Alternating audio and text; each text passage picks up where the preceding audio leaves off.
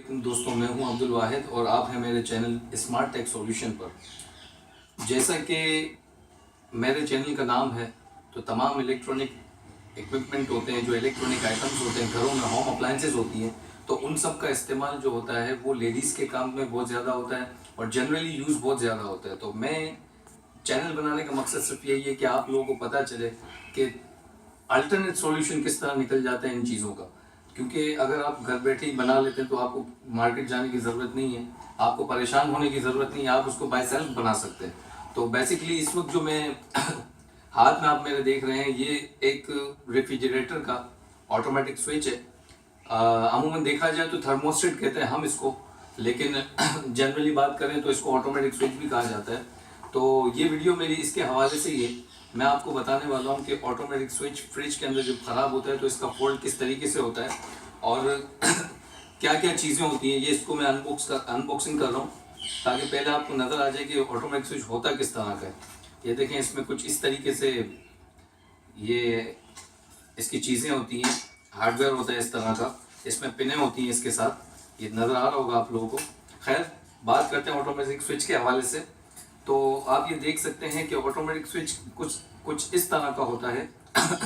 एक cable type इसमें sensor होता है, ये बेलो है, इसके अंदर भी बाकायदा गैस है जो सेंस करती है कूलिंग को।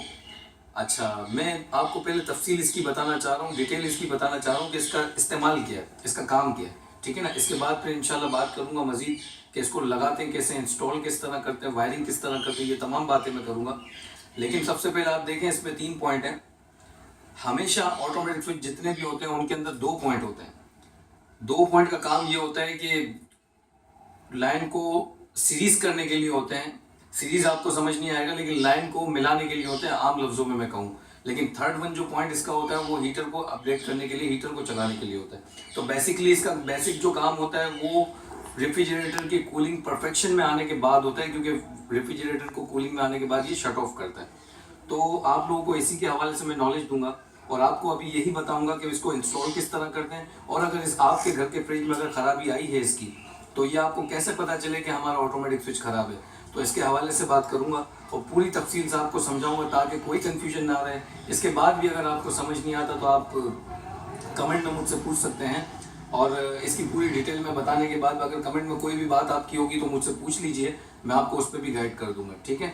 मैं लिंक में नीचे अपना ये मज़ीद सोशल अकाउंट्स जो मेरे हैं वो भी आपको लिंक में दे दूंगा, आप उसके ज़रिए भी मुझसे कांटेक्ट कर सकते हैं। तो ठीक है दोस्तों, बगैर टाइम ज़ाया कि मैं वीडियो शुरू करता हूं और आप लोगों को बताता हूं कि इसके हवाले से ऑटोमेटिक स्विच किस तरीके से चेंज करते हैं, और ये जब ख़राब होता है रेफ्रिजरेटर के अंदर तो हमें कैसे पता चले कि ऑटोमेटिक स्विच हमारा ख़राब है, इसकी क्या प्रॉब्लम्स आती हैं, तो उसके हवाले से मैं आपको क्लियरली बता दूंगा, ठीक है। तो परेशानी की ज़रूरत नहीं है। अब ये चैनल के ज़रिए आपको तमाम होम अप्लायंसेस होती हैं उनके हवाले से तमाम डिटेल में आपको बताता रहूँगा।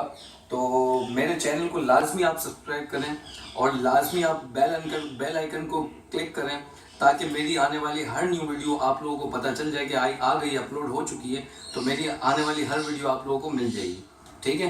तो लाजमी आप सब्सक्राइब भी करें, शेयर भी करें, ठीक है, और लाइक तो लाजमी कीजिएगा, इससे मेरे चैनल की ग्रोथ भी होगी। तो शुक्रिया। अब चलते हैं नेक्स्ट स्टेप की तरफ।